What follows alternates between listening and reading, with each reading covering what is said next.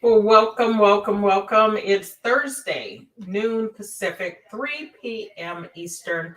That's Robert Hilliard. I'm Whitney Wiley, and we want to thank you for joining us for the State of Leadership Simple and Beyond.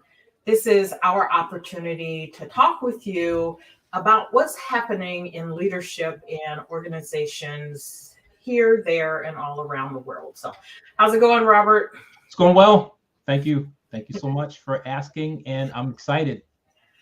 This is one of my favorite topics. Mhm. We're going to be talking about employee development and some of the things that I've been seeing. I work with lots of clients who are in the process of making career transitions, leaving one job, going to another, whether it's an industry to industry change, just a job, trying to look for promotions and others. And so I'm talking to them frequently. I'm paying attention to what's in job announcements and what's going on. And talk about training and development is highlighted. But when you ask employees what they are getting from their employee development, not really getting a lot of positives from a lot of places. So some organizations, of course, are doing it well. Others are not, which is generally the case with just about everything, Sure. right? And so we wanted to talk today about employee development, what it is, why it's important, how you can do it better. And if you're on the other side, if you're an employee, some of the things that you can look for, that you can ask for, that can help you in the process of being developed, right? So, employee development, sort of at its core for employees, is about investment, right? It's your employer investing in you. And so there are two sides of that coin. It's the employer's investment, and then there is your investment in yourself, and you're standing up for yourself to get what you need, not only to do your current job, but looking down the line at future jobs. So, any opening thoughts or comments? Well, just some things come to mind about why employee development is important. And a lot of times organizations are a little reluctant to really push that forward, but it can help organizations in a lot of ways. And of course, it can help the employees. It can help with retention. It can help with morale. It can help with employee growth. It can do a lot of things. It can help the organization when it comes to their future goals with succession planning. It can help give them a competitive edge. So there's a lot of pluses to having a really good employee development program in your organization. Absolutely. And so, just at its core, reiterating what Robert said, it is professional development, and it's a process of improving existing skills, developing new ones, and growing the knowledge of the employee in support of the company's goals and the employee's goals. And I think that's one of the things that's really important. But it's not just about skill set, it's about learning over time. It is an investment by the company. It's also an investment in your employee, not just now, but for the future. And some of the comments that I've heard is, why would we invest in developing employees? Because if we do that, what if they leave? And the response is, what if you don't? Right? If they're going to leave, they're going to leave. And so one of the things that you can do is give them one less reason And, to and plus go. the research doesn't back their argument. In fact, Exactly. it shows the opposite. When you invest in your employees, they're more apt to stay than to leave. But we'll get to that. I have some thoughts about that too. So, well, on that line, it's like, let's say you have, let's just look at a scenario. You have an employee that has limited skills. There are two options for that, right? You can let them go. So your recruitment, the hiring, the onboarding, and all that you've done up until this point, that goes out the window, right? If they go. But if you develop their skills, because you've already made investment, that's the sort of the fallacy in the argument, is as if you don't do this additional thing that you're going to be good. You've already made investment, right? The recruitment process is an investment. The training for them to just do their job is an investment. So why not look at it as a whole, which is what I will talk about a little bit later, sort of laying out the way I see it. But you're already making an investment. So how about being intentional with the investment that you're making? It's going to cost your company money either way, but at least if you have an employee development program, a process with intentionality, and I know that this is something that you'll want to talk about, with intentionality, with an end in mind, right? That it will make all the difference in the world. And it does all the things that you've talked about. Candidates are using whether or not a company has an employee development program as part of their calculus, as part of their considerations when they have job offers. It improves employee engagement. It improves retention, right? Some studies say that 70% of employees would leave a job for a company that actually invests in them. So if you're not investing in them and someone else will, I think that speaks for itself. There are benefits both to the employee and the employer, and there are benefits to the immediate manager, right? So you may have to spend more time proactively developing your programs, but your employees, but you'll spend less time addressing performance and attitude issues, less time on discipline, and less time replacing people because they're leaving because you're not investing in them.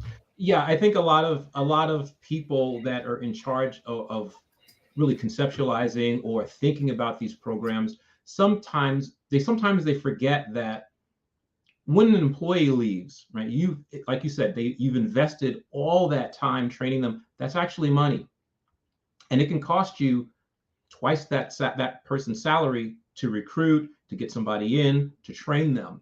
Not all the time, but it can cost that much, and so they lose sight of that. I think the other thing is, many times, like for example, we have this, we're talking about this on the show. If somebody sees this and they're in the position where they can say, okay, well, I'm going to, put this forth in my organization, and we're going to start thinking about having an employee development program. It shouldn't be just to do it. It should have an end goal for your organization. It should be tied into your strategy. It should be tied into your goals as an organization. So it's not just okay, this is the flavor of the month type of thing to do. Let's do it because I heard somebody talk about it and institute it in our organization without an end goal. You have to have an end goal if you're going to be successful. Absolutely. And so I like to think about it, I said holistically earlier, that it's not a self-contained, or is certainly not a one-off, right?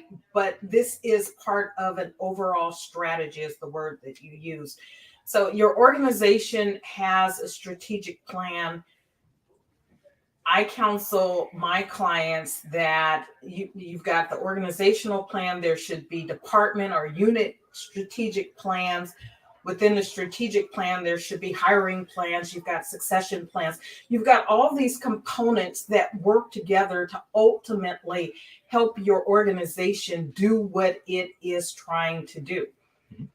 And when you bring it down to the level of the employee development plan, as Robert said, what is it that you're trying to do? Part of it is succession planning. Part of it is retention.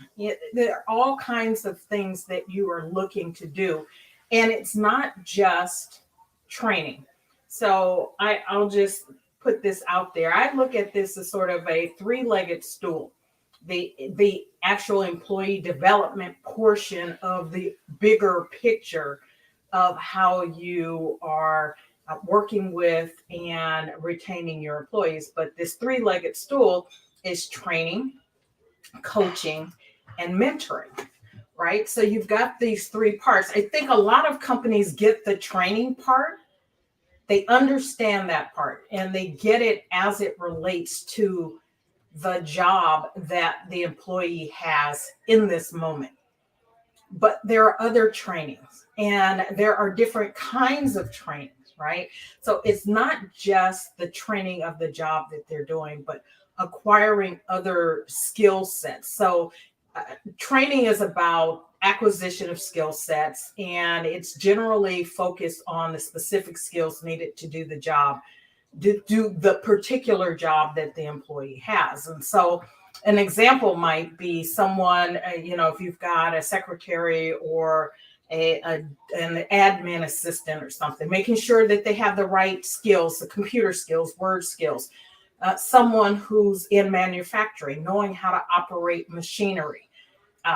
A trainer, or maybe it is someone in your communications department or managers, how to deliver speeches, learning company procedures and processes, whatever the specific duties and responsibilities for the job is, making sure that they are trained well, and not just that, but staying up to date with those skills. And so I'll share an example for an organization that I used to work for. I did not work in this area of the organization, but it impacted my area and all the other employees, and it had to do with IT. And we had an IT department that was not particularly up to date with what was happening in the market, but the tools and the resources that employees needed to do their jobs, the things that I needed to do my job, right, were not readily available. And part of it was that they were not being trained and kept up to date of what was going on in the marketplace, what products were available. And so it became easier to just sort of band-aid the things that we had rather than upgrade systems. And so you have to look at not only how it impacts the person or the employee that you're looking to train, but how it has a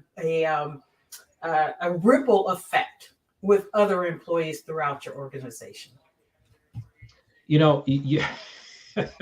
It's funny how we've been working together for so long that we segue into each other's thoughts, but because the next thing on my speaking brain list is what really is what is good employee development, right? And the first thing that I think about, it should be systemic, that it doesn't just end with that employee's job, that it ripples out, that it touches their department, that it touches the entire organization. So what they're doing is not just enhancing their skills, but it's enhancing everybody's ability to do their jobs better. That's the first thing that comes to mind. The other thing, and Whitnie, this is one of those things that I don't think that anybody really talks about enough, is that when you have an employee development program, there needs to be a clear path to eligibility. People need to know what they need to do to be eligible. Whether it's mandated, everybody has to go through it, or it's some kind of employee, tuition reimbursement program, whatever it is, it needs to be very clear, and it needs to be distributed in an equitable manner. That's really important too. And sometimes we forget that's those logistical things. The third thing is that it needs to be varied, like you said. It shouldn't just be one intervention, as I like to call them. It shouldn't just be coaching.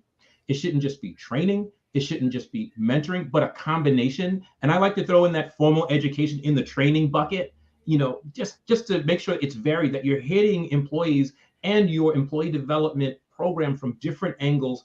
And then I think the last thing is that it needs to be supported beyond the actual event. That when you have a training course, it shouldn't be, you shouldn't be just doing it to say, okay, we had a training course. This person learned skills. They got a break from their job, which is, Not really the case, because when you say that, you're pulling somebody away from their desk and they're not even present in the training because all that work is still piling up.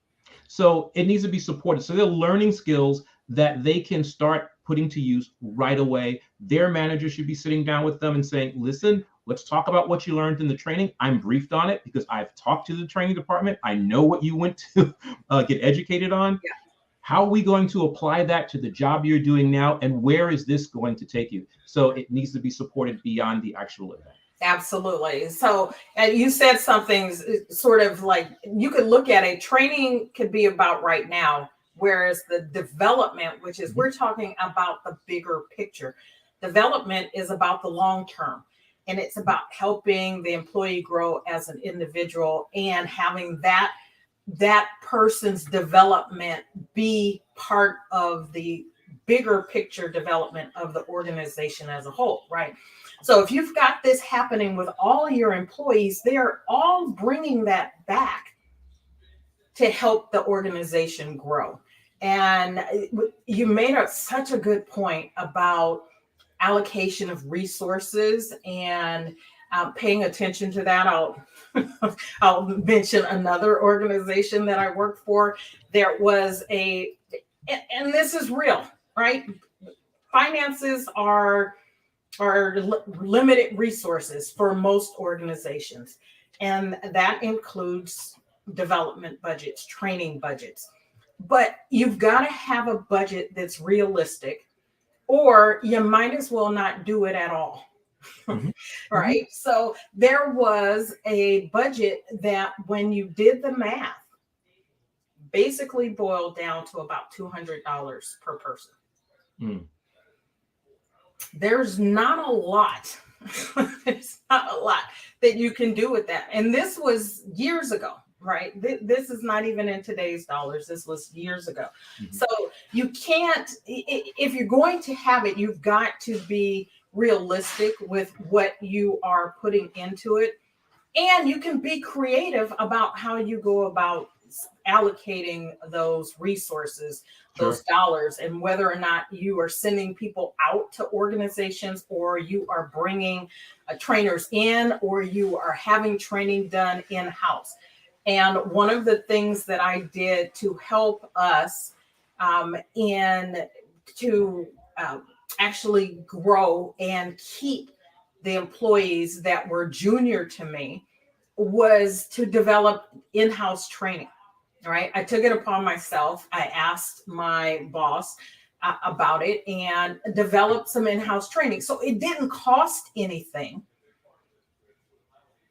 except our time, right? It took the time it took me to develop the training, and then the time that it took for us to do the training. But it made a huge difference for the junior employees in terms of helping them know that someone cared about their growth and their future and their potential future contribution to that organization by having the knowledge that went beyond their current job. And it was about helping them to develop to basically replace me someday. That was the goal. Right. That everyone should be prepared for the next level if that was something that they wanted. And it just so happened in that case, it was. Very good. I think that it's really important to, like we talked about earlier, what's the purpose of employee development? Why are you doing it?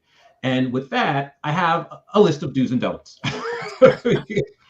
Because I had like you, I've worked with organizations that just, some did it well, others did not do it so well. So the first thing, I'll start with the do's first. You want to support it beyond the actual intervention. I mentioned that before. Yeah. It's so important that I'm saying it again, that you really need to tie whatever it is they're doing to their jobs and let them know how it's going to impact the organization. Now with that, it needs to be connected to the employee's job. So support it, connected to their jobs. The next thing, it needs to be connected to the organization's mission, vision, and values. That's really important too. So they know that what they're doing is not just staying in their department. It's not just staying with them. It's radiating out, and they can see that it's impacting the organization on a whole. That's really important. The next thing is celebrate it. And I don't know too many organizations that actually celebrate it. They'll say that we have this program. They're not really celebrating it, but they should celebrate it. Make it a big deal. That's really important. Make it a big deal. And then the last thing is measure it. See exactly where your dollars are going. Make sure you're doing that, getting that return on the investment, because you are investing. You're putting money in. You want to make sure you're getting that return on your investment. So measure your employee development efforts. I love that. I trained for a national training organization, and a couple of weeks ago was delivering a training about collaboration. And I'm asking the attendees why they are there and what they hope to learn. And one of the people in my class was saying that all of the employees in their managers, their supervisors group were in different training. And what they were going to do was have them all come back and over time share the things that they learned, so that all of them were getting the benefit of what they were learning. But it wasn't just that we're sending you out to get training, right? The way that the managers was making sure they were paying attention was to have them come back and teach it. And right? that's a very cost-effective way to share knowledge and to teach other people. And you know what? I almost forgot to do my don'ts. I got so excited about the do's. But I wanted to talk about what you just said. That's amazing, because that really ties in and makes sure, like you said, everyone's paying attention. But it also is a cost-effective way, like I said, to make sure that other people are getting the knowledge. They won't get the depth of knowledge that other people got, but they'll get some of it. And they may end up taking, all of them may end up taking the training all around, or you learn something and say, oh, I'd really like to go for that training myself. Yeah. But at least what you're getting out of that is people that are invested, and they know that it's not just about them, right? Yeah. If I'm in a class and I know it's not just about me learning, and especially with virtual training, how easy is it to turn your computer off and not really be paying attention? But there's this accountability piece that was tied to it that I thought went along well with your dues, right? Yeah, which is now you've got this accountability piece that will help to establish some of the ROI that comes along with the investment on the training. That's great. So let me continue by talking about the don'ts. So one of the don'ts, my very first one, is don't do training or any kind of employee development just to do it. I worked for an organization. One of the very first, I'm laughing because it was humorous. One of the very first meetings I had with my then boss was, so I asked, so how are we measuring the training that I am, the story, that I'm creating and I'm delivering? And he said, no, we're not going to measure it. We're just doing it just to do it. And I was like, that's ridiculous. I'm not going to do that. This is it's a waste of your money.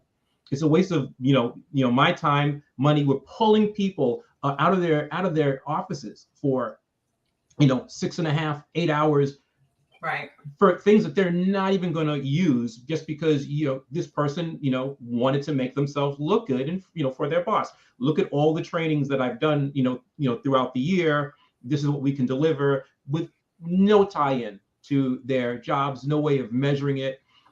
So that was not very good. So you don't want to do that. You don't want to engage in flavor of the month interventions. I've seen all kinds of things. I worked in an organization where the CEO had just finished doing Six Sigma, and then, pulled me in and said, I want you to train everybody in Six Sigma. I said, first of all, I'm not certified in Six Sigma. I am not certified to train Six Sigma. It was just a flavor of the month. They went through that training, they liked it, and said, let's just do it, in the organization. I've seen the same thing with coaching. When coaching started to, build some steam and get more popular, organizations were like, well, let's do coaching. But to what end? How are you, what are you using coaching for? And then the last don't discourage employee growth. There's some organizations that don't want their employees to go. I worked in an organization. This was at a different capacity. I was doing some recruiting. I've worn many hats, and I was working with a manager that didn't have a whole lot of education, and they were discouraging their employees from engaging or participating in tuition reimbursement, actively, thwarting them because they didn't want someone who worked under them to have more education. And it really, came to a head when I was recruiting for a position, and that person didn't want anybody that had a master's degree. So I would give this person reams of resumes, and they would just strike through them. And I'd be like, well, tell me why you don't want to bring this person in. And they really couldn't tell me. So I ended up having to go to their, boss, who was like, this is ridiculous. I'll just do the hiring myself. And so he hired someone that had more education than they did. So you don't want to discourage it. You really want to encourage those folks in your organization who work for you to improve their knowledge, skill, and abilities, because the whole organization is going to benefit from it, and you'll benefit as their manager as well. Along with that, sort of your do's and don't list, and as you are making determinations about what does and doesn't align with your organization, I would counsel to have a broad lens for that, not have it be too narrow, but to have a broad lens, because we know, particularly over the last 2 years, that, it reinforced. I think research had shown this way before March 2020, but the happy employees, right? Employees who are invested in, employees who are challenged are more productive employees. They are, when they're happy in their lives. And so when you are looking at the kinds of trainings that they may come to you, maybe it does not make sense for you to send someone off to a cordon bleu course, right? Because no matter how you stretch it or get creative in your thinking, you can't get there from here. But if something is a little, you're a technology company, and someone is looking for a class that helps them communicate better, but their job is to sit and code all day, right? And you may not see how that is a good match. Look at it in the broader lens of not just, again, about the job that they're doing. Everyone can benefit from better communication, better relationships, better emotional intelligence, leadership skills, even if they are not in a position of leadership right now, right? There are certain kinds of skills, soft skills that we tend to call them, that will benefit absolutely everyone in their jobs now and into the future. And so be open to being broad-minded about what it is you're saying yes and no to, and not so narrow that you're like, this doesn't have anything to do with their job. Therefore, we're saying no. Yeah, and I think a great way to look at that are, what are the basic skills that all employees need to have? If it's communication, it makes total sense that someone who's working in coding knows how to communicate. If they have ideas, they need to be able to articulate those ideas so that people that know nothing about technology can understand them. So maybe they need to persuade someone. Maybe they, whatever it is that they need to do down the line. Learning to communicate better is only going to benefit that employee, regardless of what their job skills, what their job description says.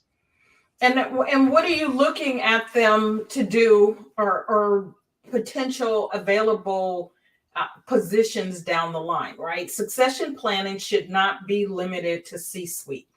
Right. You should be looking at opportunities for your employees to grow into other positions if that is what they're interested in, which requires you to take the time to know what they're interested in, right? We ask some of those questions in the interview and then they never get asked again.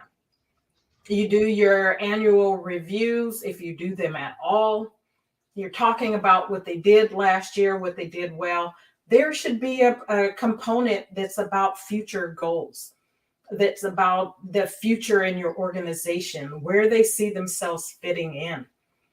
And then putting together a plan, a development plan that helps to move them in that direction.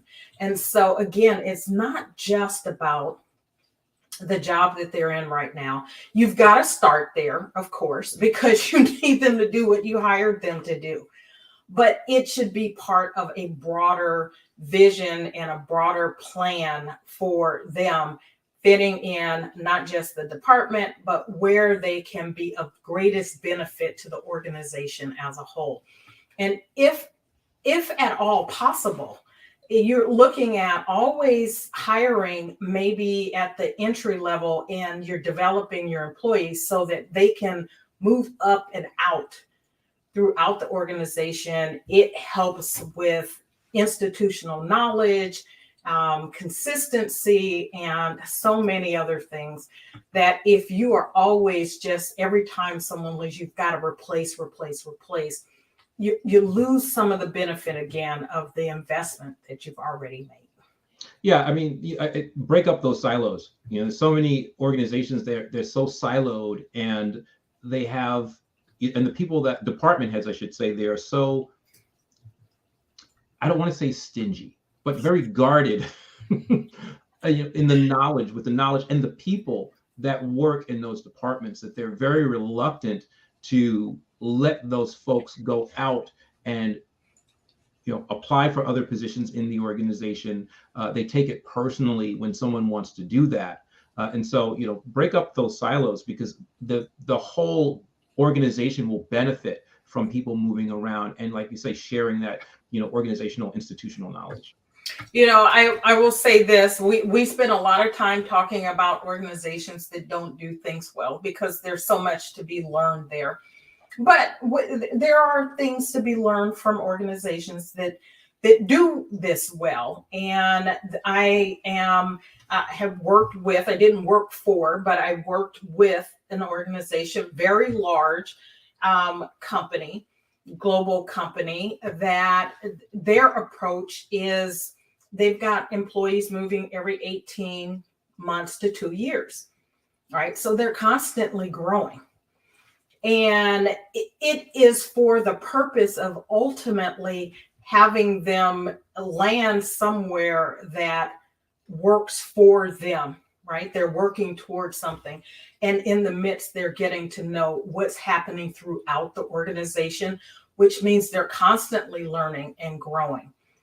The one downside of that is that if you're forced to move, and the timing is such that just when you're starting to be productive in that job, in that role, you're now being moved to somewhere else, right? So there's a balancing act that has to happen in there, but the willingness, what I really loved about them was the willingness to continuously be investing in the employees, not letting them get stagnant in a job, constantly encouraging them to look down the line, to look across the organization, and not just, we hired you for this, this is where you're going to stay until you leave and go somewhere else. So yeah, that kind of experience is really good when you have special projects that come cross department, across functional projects that happen when people benefiting from the knowledge that they gained in those departments that they are no longer working in. They know what those departments can do, how they can contribute, where the strengths are in those departments, where the weaknesses are in those. So I really like that approach. It probably wouldn't work for every organization, no. but it is a really good approach, because you can see how they're learning things, they're gaining that knowledge, and they're taking that knowledge as they're working within that organization to what the new department that they are working for. And I think that point, you didn't say this explicitly, but the point it was made, you need to know your organization, right? You've got to understand your organization, what's good for your department, what's good for units, what's good for employees, the organization as a whole, which ties back to the strategic plan. It ties into your strategic plan for the unit and the department that you are responsible for. Your hiring, your succession planning, all of that, it goes back to that. And if you don't know where you're going, then anywhere will do. And so having that knowledge and being really familiar with what your organization is doing becomes extremely important as you are considering how to do this. So you've given your do's and your don'ts. Any final words you'd like to share as we wrap up? Oh my goodness. No, not really. You know, I don't want to complicate it with adding more stuff. I think we've given people just a really good, concise taste of what good employee development and what bad employee development looks like. So I think the last thing I will say this: make sure that you really know where your end game is with employee development. You really need to know that. If there's one thing, know what you're hoping to achieve by instituting or supporting your employee development efforts in your organization. That's the one thing I will say. Awesome. So, I want to leave with this, that it's important for you to understand what your employees are capable of. They do need to understand the job that they have. They need to do the job that they have. But they also need to grow beyond the job that they have. And this is a partnership. It's a partnership between you and your employees to find the right path, the right tools, the right resources, the right mix, right? So we talked about this three-legged stool. It's training, it's mentoring, it's coaching. It's not to do them in and of themselves, but to have an end goal in mind. And whether you are doing it where, your employees are learning cross-training and doing cross-functional job in preparing for those opportunities or not, it's something that you do in concert with them. You don't do this in a vacuum, and you don't do it just because. So it's important that there be evaluation about what's going on so that you can measure how it's going, so that you can measure your ROI, and then design a program that makes sense for your organization.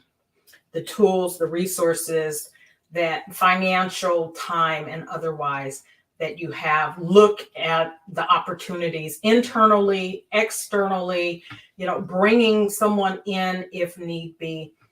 All of those things are available to you, and it just takes you sort of taking the time to have a vision for what it is that you want and how you can help your employees get where they're trying to go, so that you can get the best out of them, so that you can get ultimately the best for your organization. So with that, we want to thank you for joining us for this week's The State of Leadership, Simple and Beyond. We are here every Thursday, 3 p.m. Eastern, 12 noon Pacific.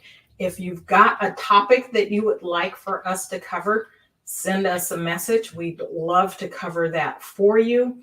And again, thank you. Have a great rest of your week, and we'll see you next time. Take care.